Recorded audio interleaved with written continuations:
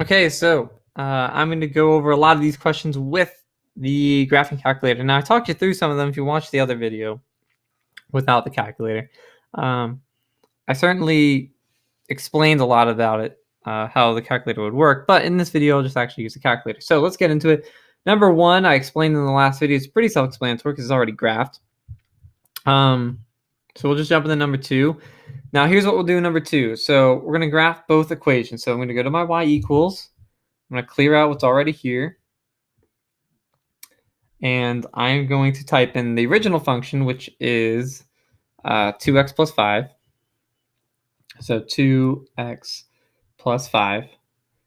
And the new function, so it tells me what I'm going to change. It says if the slope is changed to -2, which means the new equation would be not 2x plus 5, but negative 2x plus 5. So what happens if I change the slope from 2 to -2? Well, let's see. I'm going to graph it, and hopefully my window's all set up nice and well. If it's not, you can ask for some help. But there's the original line. I can see it marked in blue. Looks very nice. And then here's a new one. It's in red. So what happened? Let's talk about what happened. And let's pick the answer choice that matches. The graph is more vertical. Is the graph more vertical? No, it seems basically not any more vertical. The graph does not change. Well, it definitely changed. The graph is more horizontal. Well, it wasn't more vertical. It's not more horizontal either. The graph slants the opposite direction. That is definitely what happened, right? Option 4. So I think the trick here is really knowing how to type that in the calculator, knowing that you're typing in the original 2x plus 5, but the second equation, because it doesn't just tell you the equation, it just says, hey, change this to -2. Making sure you type that equation in properly is a big deal in that question. So number 3, we can do the same kind of thing. We're going to graph both of these functions and determine what the difference between them is. So I'm going to I usually graph the base function first, which is just the x squared one. So I'm going to clear these out. It doesn't really matter which one you type in first, but I like to see the original one first and then look at the transformed one come in second. So x to the second power, that's y equals x squared. That I'm putting there because it says differs from the graph of y equals x squared, so I have the graph y equals x squared. Now I'm going to type in the other one, which is the plus 5 minus 2 one. So in parentheses, make sure you're careful using that, x plus 5, close parentheses, squared minus 2. All right, so I'm going to graph, and I'm going to see what's different about them. So here's the original one. I can see it crosses right at 0, 0, and here's the new one. So what happened? It looks like it's moved left for sure, and then down as well. So it moved left about 5 units, and it went down about 2 units, if we look at that. So let's go back. Looking for anything that says move left 5, down 2, which is option 3. So do the same exact thing for number 4. Let's use our calculator. Punch these functions in our calculator. So we're going to clear that one. We're going to clear this one. Now it's x to the third, I believe. So let's graph x to the third power. And the other one, which was x minus 3 to the third. So x minus 3 in parentheses, then to the third. And let's see how it's changed. So there's the original one, again, centered right at 0, 0.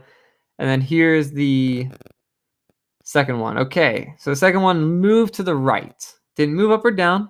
It just simply moved to the right 3 units. So we're going to select the option moving right 3, which is option 1. Number 5, we're going to do the exact same thing, square root of x, and then the square root of x plus 2. So let's go back to my y equals. Let's clear out these. We'll type in the square root of x. So the square root second, and then that button, square root of x, and then same thing. Square root of x plus 2. Now make sure the 2 is inside the radical bar, as it is in the problem that we're given. It says the plus 2 is inside the radical sign. So when you type in the calculator, make sure it's also inside the radical sign. So that should be good. And now I'll graph and we'll see how it's changed. So there's the original one. Again, you can see it started at 0, 0, and then there's a new one. Starts at -2, 0. So new one has moved left 2. So I'm going to choose the option that says left 2, which is option 2. Number 6. If you really want to use the calculator on this, you can. I'm going to immediately throw out option 1 and 2 because they both start with x equals. So I'm going to either choose option 3 or 4. So the original function was y equals x. So let's go to y equals, and let's just clear these out. And let's just type in y equals x. So there's y equals x. I'm going to test these one at a time. So option 3 said x plus 6. So I'm going to type that one in, x plus 6.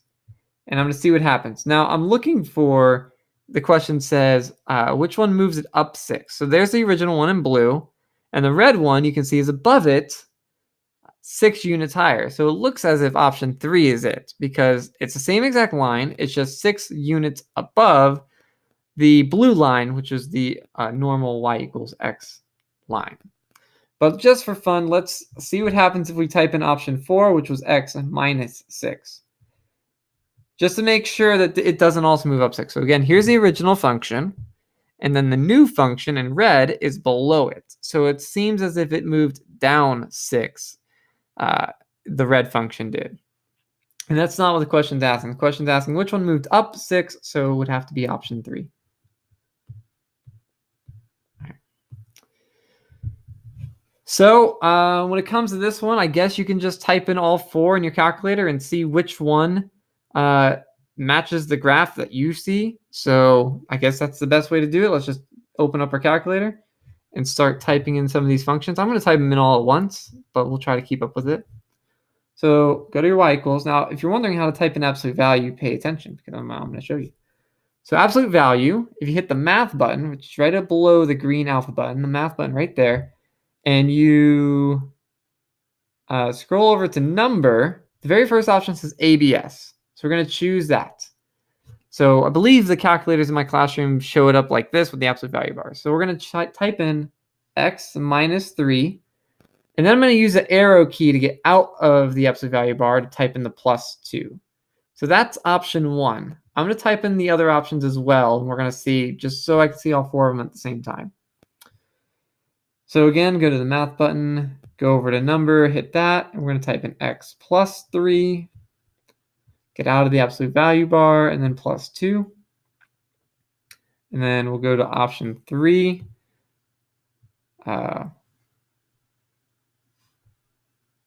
Which is x minus 3. And then minus 2. And then our last one, which is x minus 2 and x plus 3. Or sorry, x minus 2 and then plus 3. X minus 2 outside the bar plus 3. All right, so which one of these is going to look like the graph in number 7? And they're graphed in order. So the first one's going to be the top one, which that looks already like the graph on mine. So option 1 is winning. The option 2 is definitely not it. Option 3 in black here is too far below the line. So option 3 is not it. And pink one? Well, pink one's close.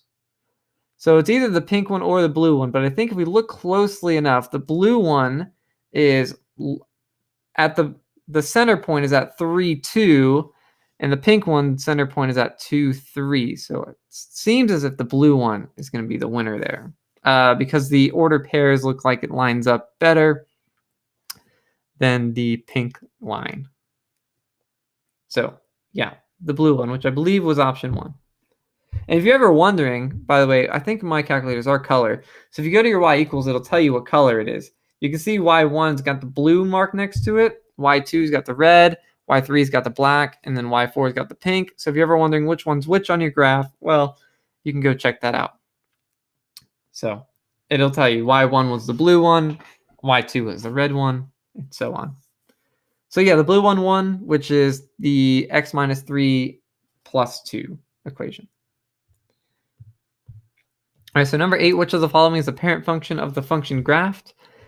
So what I can just basically do, it says parent function. So when it says parent function, I'm really just interested in the shape. It's not going to be the exact function there where it's starting at 3, but I'm looking for whichever function has the same shape as that function. So I'm going to graph all of these and see which one it is. So I'm going to clear out these, and I'm going to type in the functions we have in option 1, 2, 3, and 4. So the first one I believe is square root of x. We're going to type in square root of x. Option 2 is the cube root of x. So to do the cube root, you'd have to hit the math button. And then the fourth option down, at least on my calculator, says cube root. So we're going to choose that one. And it's the cube root of x. So we're going to hit cube root of x. Hit enter. And then the option 3 was 1 over x. So that's just 1 divided by x. So just do 1 divided by x. And then option 4, which is x squared. So x to the second. So again, the first one's going to be blue. The second one's going to be red. The third one's going to be black. And the fourth one's going to be pink. So I'm looking for which one has the same shape as that little arch thing that I see in number 8. So let's hit graph. And let's take a look. All right, well, that one looks like the same shape. This red one's coming in is not the same shape because it's kind of got like an S look to it. The one in number 8 does not have an S look to it. That's definitely not what it looks like. So option 3 is out. And then option 4 is our parabola, which is not the parabola. So I believe it was just this blue line. The blue line had the same weird looking small arch shape to it. The blue one and the one in number 8, they look similar in size. They're not the same function, of course, but they're the same shape. So that means they must be based on the same function, which is a square root function. And then number 9. Number 9, we can just type that in the calculator as well. So I think this is getting kind of repetitive, but you guys, this is what you pay for. So here's what I am doing. So I'm just going to punch this function in my calculator. So x plus 2 and then plus 1. So remember math, absolute value, x plus 2, get out of the bars, plus 1. And I'm going to look at the graph, and then I'm going to choose whichever graph matches this one. So this one, there it is. That matches graph option 1. All right, so with number 10, you have to point out the fact that there's more than one answer here. It says identify each function that has transformed the parent function horizontally 3. So there's more than one here. It says identify each. So I'm going to graph all 5 of those, and I'm going to see which ones move the function left or right. So the original function is the square root of x. It says, right here, the original function is square root of x. So I'm going to put that in the calculator. I'm going to put these other 5 in the calculator with it, and I'm going to see which ones move the function horizontally, which means left or right. I'm not going to look at the ones that move it up or down. I'm not going to look at the ones that stretch it or flip it. I'm only going to look at the ones that move it left or right. So let's try that out. Now, this is what the original function looks like, by the way. So I'm not even going to bother graphing it. It's already on this, so leave it there. This is the original function. Okay, that's the absolute value of x right there. I'm just going to graph these 5 and see which ones move it left or right. So something like this or something like this. But I'm not going to choose anything that moves it down or up or makes it stretch, something like that. I'm only going to look for the ones that move left or right. So go to my y equals, go ahead and clear what's there. And the first one is 3 absolute value of x. So 3 math absolute value x. Just going to graph this, just quickly check. So does it move it left or right? No, it doesn't. It's still centered at 0, 0. So that is not an option. So go back to my y equals, clear that. we'll type in the next one, which is the absolute value of x minus 3. So math, absolute value, x minus 3. Graph it. Well, there you go. Okay, so that one moved right 3. So we're going to choose that one. Go back to my y equals. We're going to put the third option in, which is the absolute value of 3x. So 3 times x. I'm going to delete this. All right, so absolute value of 3x. We're going to graph it. I'm going to see what it looks like. It makes it skinny again, but it does not move it left or right, so that's not an option. We'll try the fourth one, x plus 3. So x plus 3. Is it going to work? Yes, it will. All right, we're going to graph it. All right, so you can see that that one has moved left 3. So that is an option as well. And then we got one more to check. So y equals, and then the absolute value of x.